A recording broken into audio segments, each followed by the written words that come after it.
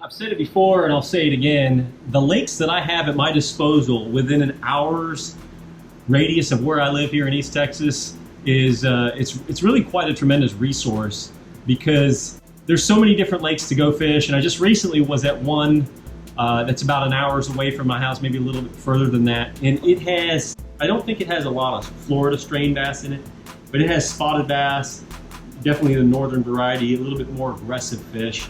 I don't know that it kicks out a bunch of big fish, but it does kick out some great bags in the springtime. It's a decent sized lake, and I just was up there recently scouting around for an instructional trip that I have coming up, and it was pretty good right off the bat. Caught a couple fish. Good. You know. There's one. Oh, one just rolled on it right here by the side of the boat. So that was right on the edge of the creek channel. Oh, got him. There we go. Right on the edge of the creek channel. That's a good one right there. Yes. The old thunder cricket with a caffeine shad. I'm not even sure if he's the same one. But pretty fish. Yeah, that'll work. And I mean, and he had it. See that? He's got it down in there. Maybe pliers time. Nope, I got it. Gosh, he's hot. Two and a third, 2.5 pounder. I like that. So this is the Strike King Thunder Cricket. This is a great, man, this is a great, if you like throwing bladed jigs, and I'm not exactly sure who doesn't like throwing bladed jigs. They're like one of my absolute favorite winding type baits. If you do like throwing bladed jigs, you ought to get your hands on one of these Thunder Crickets. They're a fish producing little booger right here.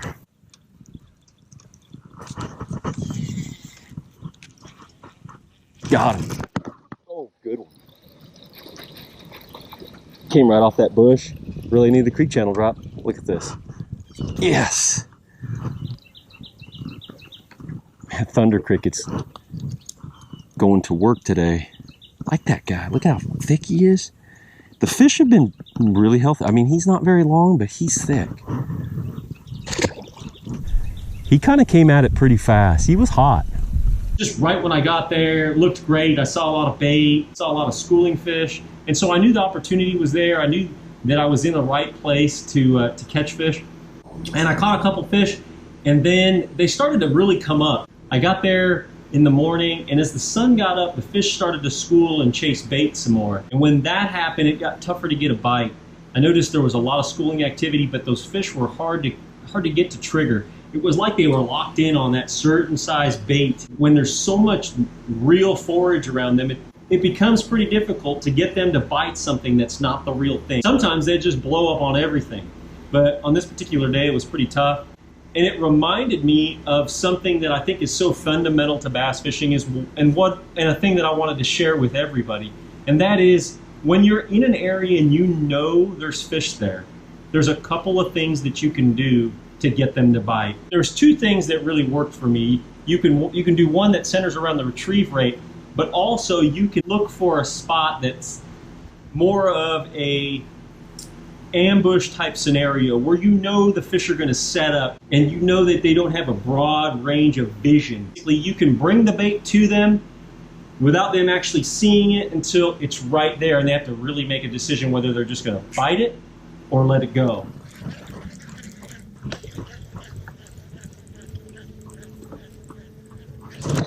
There's one. Good one too.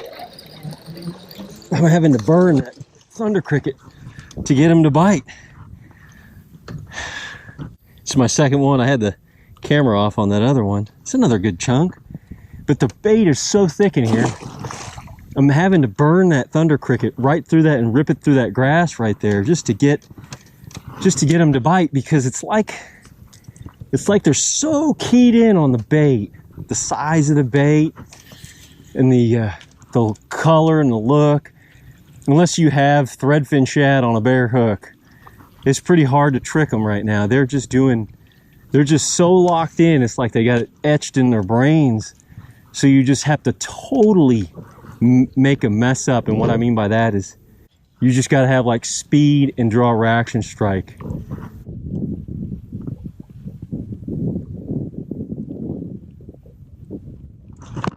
Golly, did you you see that one just porpoise on it? I'm not even sure how I missed him. I mean, he had it for a second.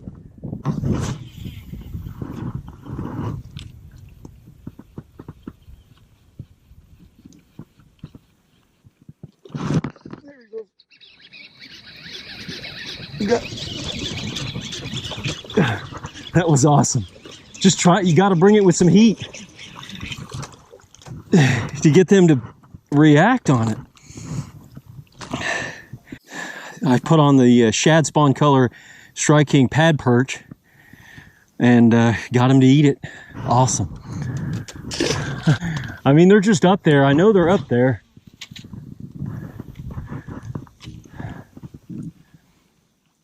They're just right around there. Every once in a while I'll see one scoot off, and then they'll see the shad hump up and move and swing and kind of try to get away. They're trying to evade some sort of a predator. I've had that scenario play out several times over my tournament fishing career on tour, where it was just a matter of adjusting either my presentation size or sometimes it's in the retrieve. How you make that lure work can make a big difference. And also, of course, the type of bait, the presentation, how you present the bait, speeding it up, slowing it down. So keep those things in mind next time you're out there on the water.